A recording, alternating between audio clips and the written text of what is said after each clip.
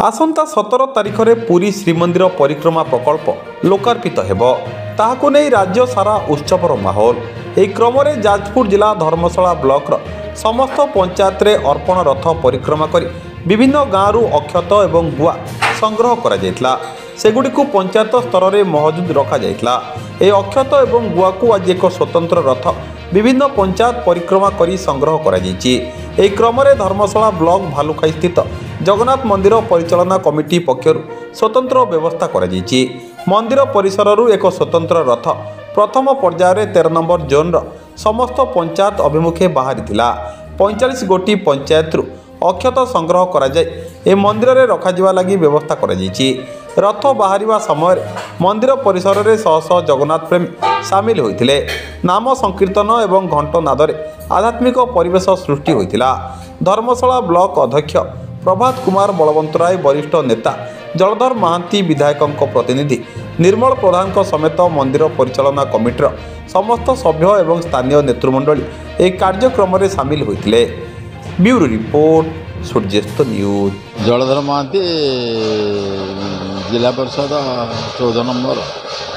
ये धर्मशाला ब्लॉक तरफ central zone है आमर जगन्नाथ मंदिर देउली भालुखाई ये सब चाउल प्रत्येक पंचायत चाउल गुआ आसी एठू जगन्नाथ पूरी जीव से उद्देश्य आज ये जो कमिटी जगन्नाथ मंदिर कमिटी तरफ ये जो बाहर गाड़ी सबू पंचायत जीव। आज अच्छी 13 नंबर जोन जाकि नेउलपुर आरंभ हो कंटीगड़िया क्षेत्रपाल देकरी हरदासपुर आरुआ ये 13 नंबर जोन जिते अक्षत चाउल गुआ आदाय होती पंचायत वाली आणव सेंट्रल जोन बा आमर आज जो जगन्नाथ कमिटी जगन्नाथ मंदिर को काली आज जाऊ आमर जगन्नाथ कृपार ओडिशार पूर्वपल्ली सब अक्षत मुठी आ गुआ कलेक्शन करा जाई मंदिर में आसी पहुँचुची रखाई।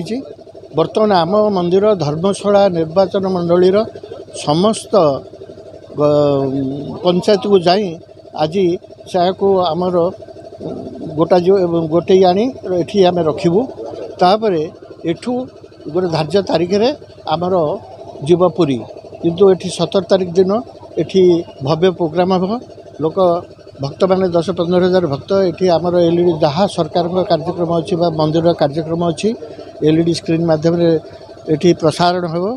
तेणु भक्त मैंने से दिन 10-15 हजार भक्त ये एकाठी हबार आशा अच्छी। मदगुरु श्री जगद्गुरु मदात्मा सर्वभूतात्मा तस्मै श्री गुरवे नमः। नीलाचाल निवासाय नित्याय शुद्धाय परमात्मने जगन्नाथ बलभद्र सुभद्रा नमो नमः।